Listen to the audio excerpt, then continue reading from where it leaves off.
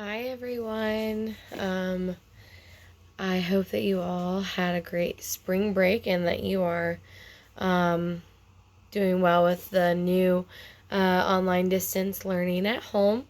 Um, Before break, I read chapters 1 through 8 of Junie B. Jones and the Stupid Smelly Bus. And kind of a recap of what happened then was Junie got to meet her teacher, and then she got to ride the bus, which she was scared of the bus.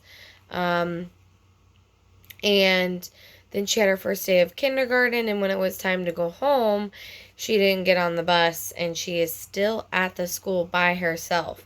And she's been going around to the nurse's office and to the library and stuff like that. So she's still at the school. So chapter 9 is called Zooming Speedy Fast. I like running inside the school. It's funner than running inside your house. In school, you can zoom with your arms out like a jet plane, and you don't knock over the furniture. And also, the head doesn't get broken off your mother's bird statue, which used to be a blue jay, I think.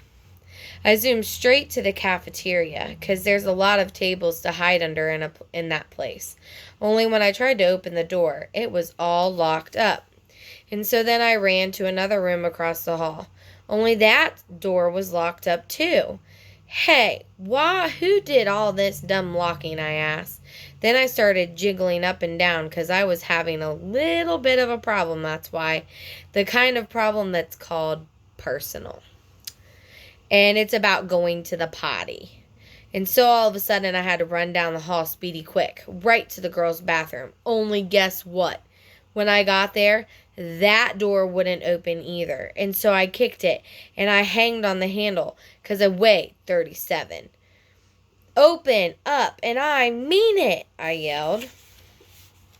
But the door kept on staying shut. It's emergency, I shouted. And then all of a sudden I remembered about that boy I can beat up, because he had an emergency too. And he got to go into the boys' bathroom. And so I zoomed across the hall, and I pulled on the boys' bathroom door.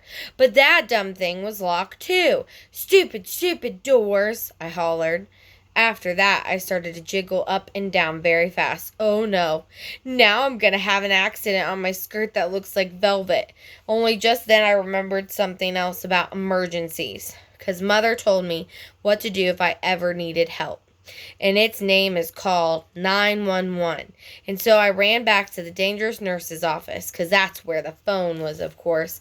And then I picked it up and I pushed the 9 and the 1 and another 1. Help! This is an emergency, I yelled. All the doors are locked in this place, and now I'm going to have a terrible accident.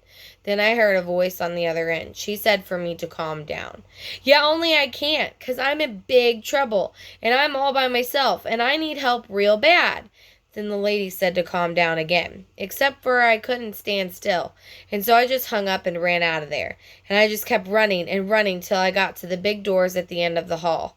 And then I ran right outside, because maybe there might be a toilet out there or something, except I didn't see one. All I could hear was sirens. Loud sirens all over the place, and they kept on getting closer and closer. And then a big green fire truck came zooming right around the corner, and a white police car and a fast red ambulance, and guess what else? They turned right into the school parking lot. And so I stopped jiggling for a second, and I sniffed the air, only I couldn't smell any smoke. Then I heard a grouchy voice. Hey, hold it, Missy, it yelled, and I got very scared inside, 'cause Missy's my name when I'm in trouble. I turned around.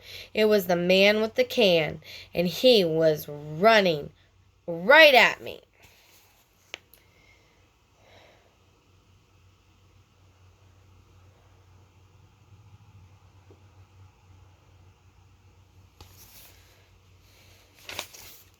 Hold it right there, he hollered again, and then I started to cry. Only that's the trouble. I can't hold it, I said. I already holded it all I can, and now I'm having an emergency, and all the bathrooms are locked, and now I'm going to have an accident very quick. And then the man with the can didn't look very grouchy anymore. "Well, why didn't you say so, sis?" he said. Then he pulled out a big bunch of keys out of his pocket and he grabbed my hand. And then him and me zoomed back into the school speedy fast. Chapter 10. Me and That Grace. The man with the can unlocked the girls' bathroom for me, and I ran right in there. And guess what? I made it. That's what. I didn't have an accident on my skirt that looks like velvet. Phew! That was a close one, I said. And then I washed my hands at the sink, and I looked in the mirror, and the gold star was still on my forehead. It looked very beautiful up there. After that, I went into the hall, and the man with the can bended down to me.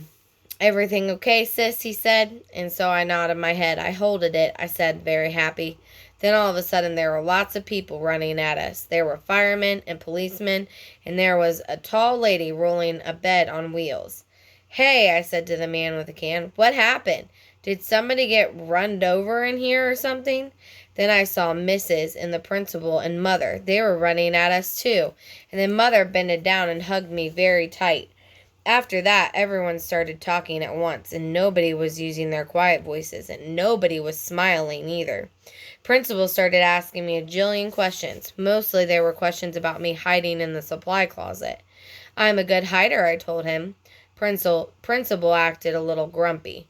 He said I wasn't allowed to do that anymore. "When you go to school, you have to follow the rules," he said. "What would happen if every boy and girl hid in the supply closet after school?" "It would be very smushy in there," I said. Then he made his eyes frowny.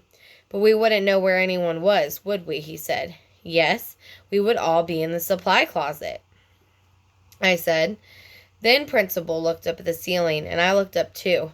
But I didn't see anything again. After that, Mother looked at my Band-Aids. "Did you hurt yourself?" she asked. And so I told her all about the dangerous nurse's office.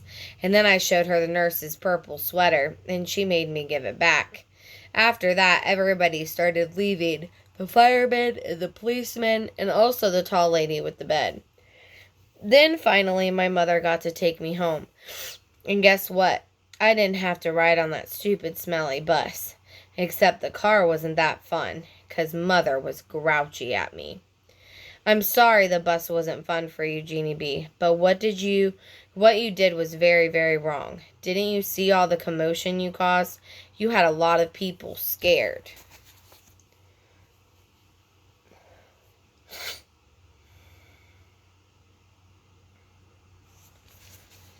"Yes, but I didn't want chocolate milk poured on my head," I explained to her.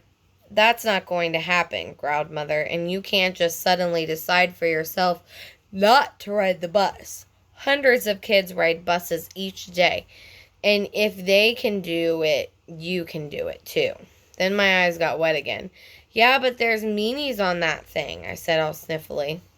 Then Mother stopped being so growly. "What if you had a friend to ride with?" she said. "Your teacher told me there's a girl in your class who will be riding the bus for the first time tomorrow.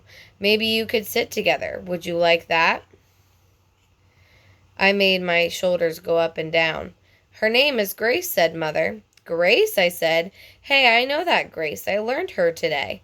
And so when we got home, Mother called that Grace's mother, and then they talked, and then me and that Grace talked too. I said hi, and she said hi, and then she said she would sit with me. And so tomorrow I get to take my little red purse on the bus, and I get to put it on the seat next to me so nobody will sit there.